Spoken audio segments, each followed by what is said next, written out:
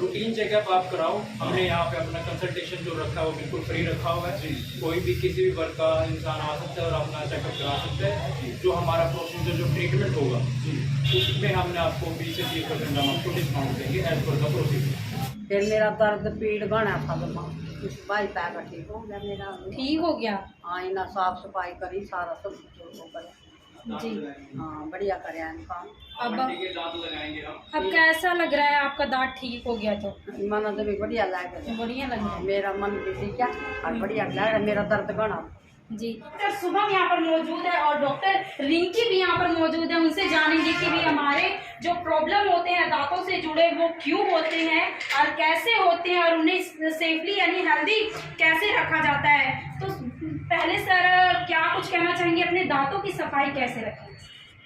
देखिए, दांतों की सफाई रखने के लिए सबसे पहले तो आप दिन में 2 बार ब्रश करें। अच्छा पेस्ट अपने लिए यूज़ करें। ठीक है, हमारे 3 तरह के ब्रशेज होते हैं, सॉफ्ट, मीडियम और हार्ड ब्रशेज। लोग क्या करते हैं, जल्दबाजी में हार्ड ले लेते हैं, उनको नहीं पता होता है इनके बारे में। तो हार्ड ब्रश लोगे आप घिसा घिसा के ब्रश करते हो, जिससे क्या होता है जो ऊपर की परत होती है हमारी वह प्रोटेक्टिंग कवरिंग होती है जो दांत को बचा के रखती है। उसको हम घिसा घिसा के जोर जोर से दांतों को वाइट करने के चक्कर में हम उसको खराब कर देते हैं और जिससे ठंडा गर्म लगना शुरू हो जाता है और यहीं से दिक्कत सारी शुरू होती है। तो अगर आपको जब भी साफ़ सफाई रखनी है तो मीडियम ब्रश लीजिए या सॉफ्ट ब्रश लीजिए, उससे आप कर सकते हैं। जी जी। तो एक क्वेश्चन मैं मैम आपसे करना चाहूँगी कि बच्चे जो है, बच्चों को ज़्यादा प्रॉब्लम होती है दांत से जुड़े, जो चाइल्ड होते हैं उनकी दांतों की सफाई कैसे रख सकते हैं? देखो, बच्चों के लिए मेनली बहुत ज़रूरी है सफाई रखना, पर हम लोग जो है कंसीडर नहीं करते। अब जैसे बच्चा पैदा होता है, ठीक है, 6 महीने का बच्चा होता है, तो हमें क्या करना चाहिए, 6 महीने के बच्चे से और 1 साल के बच्चे तक, मतलब उस टाइम ड्यूरेशन में हमें एक बार डेंटल विजिट करना चाहिए। ठीक है, तो हमें अब मेनली क्या होता है, पेरेंट्स जो है सफाई नहीं करते। वो सोचते हैं कि बच्चों के दूध के दांत है, ठीक है, तो वो जब पक्के आ जाएंगे झड़ के तो ब्रश कराएंगे। तो उस टाइम क्या होता है, बहुत लेट हो जाता है उस टाइम तक। बच्चे का जो है पहली सफाई हमें तब करनी चाहिए जब बच्चे का पहला दांत आता है। ठीक है, जब फर्स्ट बर्थडे होता है बच्चे का तब तक दांत आ जाता है बच्चे का। तब हमें क्या करना चाहिए, आजकल मार्केट में बहुत सारे ब्रशेज अवेलेबल है, सॉफ्ट हेड वाले, ठीक है, स्मॉल हेड वाले। उसमें क्या होता है, सिलिकॉन ब्रशेज भी हैं, तो हमें उस दौरान क्या करना चाहिए, बच्चों के लिए सिलिकॉन ब्रशेज यूज़ करना चाहिए। ठीक है, उसमें हमें टूथपेस्ट नहीं लगाना है, ये चीज़ हमें ध्यान रखनी है, क्योंकि बच्चा जो है थूक नहीं सकता, उसके वो रिफ्लेक्सेस अभी डेवलप नहीं होते। तो इसीलिए बच्चे को सिर्फ हम सिलिकॉन के वो सॉफ्ट ब्रशेज ला सकते हैं। और हम एक चीज़ और कर सकते हैं, जो बच्चों के मसूड़े हैं उसमें हम क्या करते हैं, क्लीन कॉटन लेकर रुई को हम पानी में डिप करके उसको थोड़ा सा निचोड़ के हम बच्चों के मसूड़ों को साफ कर सकते हैं सर्कुलर मोशन में। जी ठीक है, तो इस तरह से हम बच्चों की सफाई करवा सकते हैं दांतों की।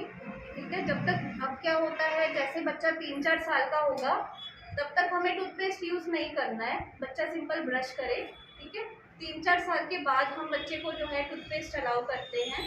ऐसे क्या होगा, इनके जो दूध के दांत होंगे वो भी क्या है, परमानेंट दूध का फाउंडेशन है। ठीक है, हम सोचते हैं कि दूध का दांत जो है झड़ेगा, अब दूध के दांत में जब कीड़ा होगा तो ऑटोमेटिकली सी बात है परमानेंट में भी होगा। जी ठीक है, तो इसीलिए हमें दूध के दांतों को भी अच्छे से साफ रखना चाहिए। जी, और ये अवेयरनेस सब में होना चाहिए। ओके सर, एक क्वेश्चन ज़्यादा बढ़ते जा रहे हैं, तो ब्लैकनेस उनके दांतों पे जो होती है उसके क्या कुछ साइड इफेक्ट जो होते हैं, क्यों होते हैं और कैसे?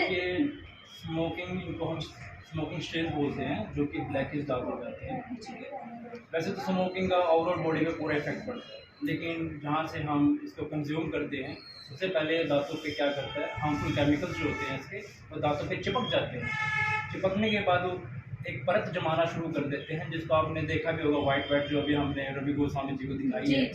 तो वो जो परत होती है उससे मसूड़े नीचे जाते हैं और पायरिया होना शुरू हो जाता है। ठीक है, जो ब्लैक स्टेन्स हो जाते हैं वो काफ़ी दिक्कत देते हैं आगे जाके। तो इसकी आप सफाई कराइए, स्केलिंग होती है इसकी, स्केलिंग आपको हर रेगुलर 6 महीने बाद इसकी स्केलिंग करवानी चाहिए, तो ये आपका ठीक रहेगा। तो सर आपने स्केलिंग की बात की है, तो जैसे कि हमारे बड़े बुजुर्ग हैं उनका ये कहना है कि स्केलिंग करवाने की वजह से दांत जो है हिलने लगते हैं। देखिए, ये सिर्फ एक अंधविश्वास, एक मिथ है ये। ठीक है, ऐसा कुछ नहीं होता। अगर ऐसा होता तो अभी तक जितने डेंटिस्ट सभी के दांत झड़ के गिर जाते हैं। ठीक है, इसमें क्या होता है, हमारा मेन काम क्या होता है, स्केलिंग से मुसूड़ों की सफाई होती है। मुसूड़ों की सफाई वजह से क्या होता है, फिर इसमें ब्लड फ्लो जो होता है मुसूड़ों में ये बढ़ जाता है। जिस चीज़ में भी ब्लड फ्लो बढ़ जाता है, खून का दौरा जिसको बोलते हैं, वो चीज़ ऑब्वियस सी बात है कि खुद ब खुद अच्छी रहेगी। ठीक है, तो स्केलिंग से ऐसा कोई इफेक्ट नहीं होता, ये सब मिथ है। तो सर एक क्वेश्चन और करना चाहेंगे आपसे, जो RTC है सर ये क्या होता है और रूट कैनाल से लोग डरते क्यों हैं?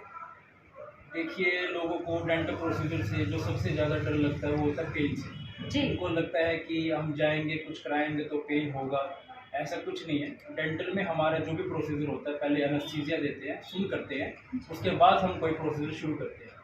अब वो काम ख़त्म हो चुका, पहले होता था पेन होता था, उनके पास ये चीज़ें नहीं थी, तो अब ऐसा कुछ नहीं है। ठीक है, पेनलेस सब कुछ होता है, आप इसको कराओ आराम से, 2 विजिट में आपकी RCT पूरी हो जाएगी। पहले के ज़माने में डॉक्टर्स के पास जाते थे लोग, वो दांत निकाल देते थे, उनका RCT नहीं करवाते थे, ना हमको कोई बताता था। अब आप दांत को बचाओ, दांत बहुत कीमती है, उसके लिए आप RCT करवाओ, सबसे अच्छा प्रोसीजर है पेनलेस प्रोसीजर। हाँ जी। और सर आप अपने इंस्टीट्यूट में सफाई रखते हैं? देखिए, ये आपने सही क्वेश्चन किया है। इंस्ट्रूमेंट की अगर सफाई होगी तो क्रॉस इन्फेक्शन नहीं होगा, क्योंकि ज़्यादातर इन्फेक्शन हमारी साफ़ सफाई, हमारी जो सराउंडिंग है उससे ज़्यादा इन्फेक्शन होता है। हम अपने लिए, हमारे पास इसके लिए ऑटोक्लेव है। ऑटोक्लेविंग एक स्टरलाइजेशन के लिए, साफ़ सफाई के लिए हमारे पास होता है। उसके बाद UV चैम्बर है, आप देख सकते हो, ये लगा हुआ है यहाँ पे UV चैम्बर, आप इसको दिखा सकते हो। जी सर। आप इसको खोल के भी दिखा सकते हो आराम से। कहाँ से ऑन होगा सर? छोड़ दो, कोई नहीं, आ जाओ। UV चैम्बर इसमें हमारे पास है, और साफ़ सफाई के लिए हमेशा माउथ वॉशेज यूज़ किया जाता है। कोई भी प्रोसीजर शुरू करने से पहले WHO की गाइडलाइन थी, जैसे कोरोना में हुआ था, तो उसके लिए सबसे पहले माउथ वॉश कराओ, फिर कोई प्रोसीजर शुरू करो। तो साफ़ सफाई का पूरा ध्यान है, आप देख सकते हो, आप दिखा भी सकते हो सराउंडिंग में, कोई जी दिक्कत जी जी बिल्कुल, साफ सफाई का बिल्कुल अच्छा ध्यान रखा गया है। और मैं कई बार गोरंदा पे कई जो डेंटिस्ट हैं उनके पास विजिट कर चुकी हूँ, ना इतनी साफ सफाई है, ना इतनी सुविधा जो है अपने पेशेंट को प्रोवाइड की जाती है जहाँ यहाँ पर जितनी करवाई जा रही है। और मैं रिंकी मैम इनसे ये क्वेश्चन और करना चाहेंगे। मैम एक क्वेश्चन है कि लोगों का पूछना ये है कि उनके टीथ के शेप जो है चेंज हो जाते हैं, जो गैप आ जाती है उनके बीच, उनके क्या सोल्यूशन हो सकते हैं? देखो, ये नेचुरली है, जरूरी नहीं है कि हर इंसान के दांत बिल्कुल अलाइन आए, बिल्कुल ठीक है, जैसे मतलब नॉर्मली होनी चाहिए, नहीं आते, किसी के दांतों में गैप होता है। इसके लिए भी क्या है, हमारे पास बहुत अच्छे ट्रीटमेंट है, ठीक है, एडवांस ट्रीटमेंट आ गए हैं। हम कंपोजिट करा सकते हैं, अगर दांत टेढ़ा मेढ़ा है, दांत की शेप अलग है, तो उसके लिए हमारे तारों का इलाज कर सकते हैं, ऑर्थो का हम ट्रीटमेंट कर सकते हैं उसके लिए, ठीक है। तो ये सब आजकल एडवांस ट्रीटमेंट आ गए हैं हमारे पास, कंपोजिट है, विनियर्स हैं। ओके सर, एंड में क्या कुछ कहना चाहेंगे? देखो, ऐसा है, दांत बार बार नहीं मिलते, दांत एक अनमोल चीज़ है, तो बचाओ। दांत निकलवाने से बेटर आप उसको ट्रीट करवाओ, सेंटर ऑफ अट्रैक्शन है। तो आजकल स्माइल सबसे ज़्यादा इम्पोर्टेंट है। एस्थेटिक पर्पज़ के लिए आप कहीं बैठे हो, मीटिंग में हो, अगर आपके दांत अच्छे नहीं हैं तो आपको कॉन्फिडेंस नहीं आता। तो आजकल मैंने देखा है अपने आसपास कि पेशेंट जो ज़्यादातर दिक्कत लेके आते हैं उनकी होती है कि मुंह से बदबू आती है, जी मुंह से बदबू आती है, स्केलिंग, साफ़ सफाई, इन चीज़ों का ज़्यादा रहता है। देखो, मुंह से बदबू आने का रीज़न ये है आपका, जब आप खाना खाते हो, हमारे दांत ऐसी बनावट होती है कि हम जितना मर्जी ब्रश कर ले वो साफ़ नहीं हो सकते। उसके लिए आपको स्केलिंग करवानी ही पड़ेगी, इसको साफ़ सफाई बोलते हैं, ठीक है, वो आपको करवानी पड़ेगी। कुछ शेप ऐसी होती है दांतों की, वहाँ से आप नहीं निकाल सकते, तो हमारे पास इंस्ट्रूमेंट है ऐसे, जो कोनों कोनों से इसको साफ़ करते हैं। और क्या होता है, जब हमारा खाना फंसना शुरू हो जाता है मसूड़ों में, तो इन्फ्लेम होना शुरू हो जाते हैं, जो सूजना शुरू हो जाते हैं, जिसकी वजह से लाल लाल, आपने देखो मसूड़े आपके कई बार हो जाते हैं, तो उनके बदबू आना, जिसको हेलिटोसिस बोलते हैं, वो होना शुरू हो जाता है। तो आप इस चीज़ को बचाने के लिए आपके माउथ वॉशेज यूज़ कर सकते हो, ठीक है, रेगुलर बेसिस पे आप हर 6 महीने में चेकअप करा सकते हो, चाहे बच्चे हो, बड़े हो, बुजुर्ग हो, कोई भी हो, आप अपना डेंटल चेकअप कराइए, ठीक है। दांत है तो आप स्वस्थ रहोगे, खाओगे पियोगे अच्छे से। जो सर कैप लगवाते हैं, वो कैप निकलने की क्या रीज़न होते हैं सर? कैप निकलने के रीज़न बहुत सारे हैं वैसे तो, लेकिन जैसे आप खाना खाते हो, खाना फंस जाता है, ठीक है, वो काफ़ी दिनों से फंसा रहता है, सफाई नहीं हो पाती है अच्छे से। वहाँ से क्या होता है, जो कीटाणु होते हैं वो एसिड बनाना शुरू कर देते हैं। एसिड से जो दांत खराब होने शुरू हो जाते हैं। खराब होने की वजह, जैसे ही आप कैप लगाओगे वहाँ पे भी खाना फंसेगा, वहाँ पे भी आप नहीं सफाई कर सकते इतने अच्छे से। तो खाना फंसने की वजह से जो एसिड बनता है वो कैप को भी, जो मसाला हम जो मसाला बोलते हैं, फीलिंग बोलते हैं उसको, ठीक है, तो उसको जो हम डालते हैं उसको खाना शुरू कर देते हैं वो कीटाणु, जिसकी वजह से कैप हिल के निकल जाती है। पर ऐसा नहीं है, मार्केट में बहुत सारी अच्छी अच्छी फीलिंग्स अवेलेबल हैं, आप वो यूज़ कर सकते हैं, वो करवा सकते हैं। और कैप निकलने का कोई, वो पहले होता था, अब ऐसा कुछ नहीं, अब काफ़ी एडवांसमेंट आ चुकी है डेंटल में, तो वैसा कोई नहीं। जी धन्यवाद सर आपका और मैम आपका भी। और हमारे सर अभी थोड़ा बेटर फील कर रहे हैं। और एक माँ जी अगर बैठे हुए हैं उनसे भी बात करना चाहेंगे। आप यहाँ पे रोज की दांत निकलवाने हैं, क्या हुआ था आपको?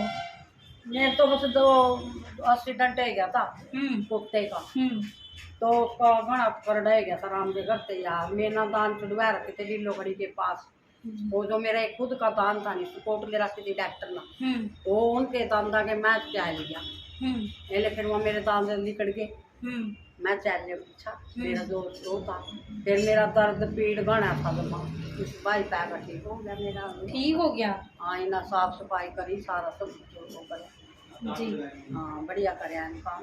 अब दांत लगाएंगे हम। अब कैसा लग रहा है आपका दांत ठीक हो गया? तो मन तो भी बढ़िया लग रहा है, बढ़िया लग रहा है। मेरा मन भी ठीक है और बढ़िया लग रहा है, मेरा दर्द घना। जी अब दांत लगवाएंगे आप? हाँ दांत। जी जी तो ये तस्वीरें आप देख रहे थे के सामने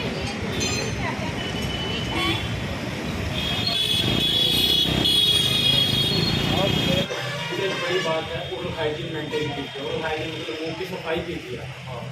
तो ब्रश तो मैं करता हूँ, ब्रश करता हूँ, सिर्फ ब्रश करने से आपके मुंह की सफाई नहीं हो सकती, क्योंकि ब्रश वहाँ कोनों में नहीं जा सकता। हमारे दांतों की बनावट, जैसे मैंने उनको बताया कि दांतों की बनावट ऐसी होती है कि आप जितना मर्जी ब्रश कीजिए, और जल्दबाजी में आपको पता है कि 2 मिनट 3 मिनट आप ब्रश करते हो, साफ सफाई नहीं हो पाती। उसके लिए आपको रेगुलरली 6 महीने में, एटलीस्ट 6 महीने में आपको डॉक्टर के पास जाओ, स्केलिंग कराओ, साफ सफाई करानी चाहिए, ठीक है। इससे आपके मुँह थोड़े पे स्वस्थ रहेंगे, पाई जाके कोई शिकायत नहीं होगी। आप ये चीज़ें में तो रूटीन चेकअप तो जरूर कराना। रूटीन चेकअप आप कराओ। हमने यहाँ पे अपना कंसल्टेशन जो रखा है वो बिल्कुल फ्री रखा हुआ है। कोई भी किसी भी वर्ग का इंसान आ सकता है और अपना चेकअप करा सकता है। जो हमारा प्रोसीजर, जो ट्रीटमेंट होगा, उसमें हमने आपको 20 से 30% हम आपको डिस्काउंट देंगे as per the procedure. Treatment में डिस्काउंट है, जो कंसल्टेशन है वो बिल्कुल फ्री है। देखो सर, हमारे यहाँ पे ढोंडा और जो वासी हैं, आपके गाँव का क्षेत्र है जगह, उसमें पेशेंट्स को ढोंडा से पानीपत करना जाना पड़ता है छोटे से प्रोसीजर के लिए।